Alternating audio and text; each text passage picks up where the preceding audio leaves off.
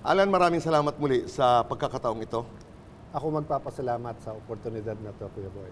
Ilang oras pa lamang ang nakakaraan, naglabas muli si former Congressman Zaldico ng kanyang Part 3 sa kanyang mga revelasyon. Nag-umpisa nung isang araw, sinundan, tapos ito nga. Huwag na natin isa-isahin, pero ang gusto malaman ng bayan ay ito bang tawagin na natin kung ano man, expose, revelasyon, mga kwento ni Congressman Zaldico na matagal na inantay ng taong bayan. Does this change the game, ika nga? Quick answer, yes. Game changer ito, whether you believe him or not. No? So first lesson, expect the unexpected because everyone was expecting hindi magsalita or pag magsalita, didepensahan lang yung sarili niya. But we've seen from the speech nung mahiya naman kayo until now, maraming unexpected na nangyayari, no?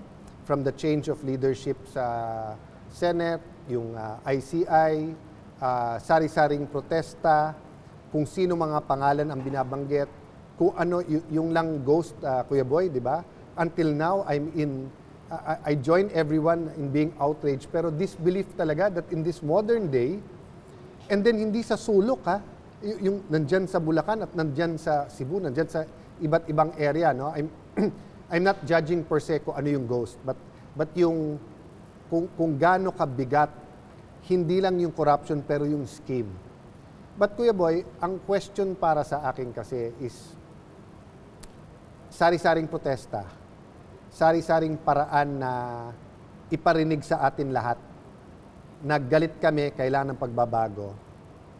Bakit in this period of time, all of us na nasa gobyerno, we cannot provide people with a roadmap or a vision man lang how we're going to get out of it.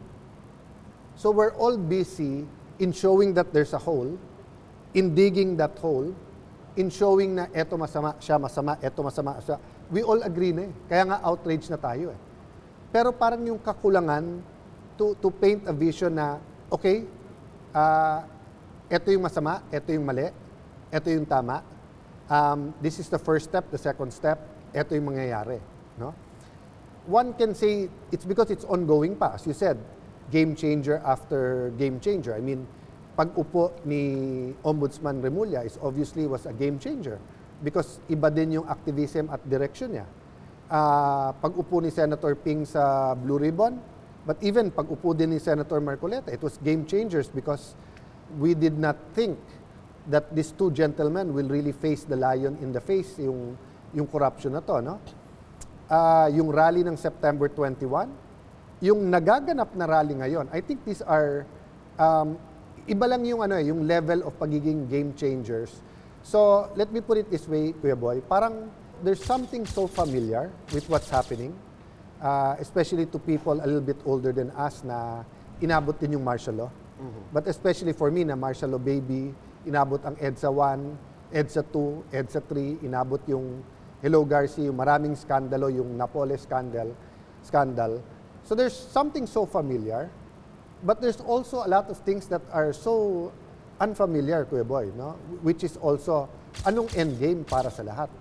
So we're really in a extraordinary situation, Kuya Boy.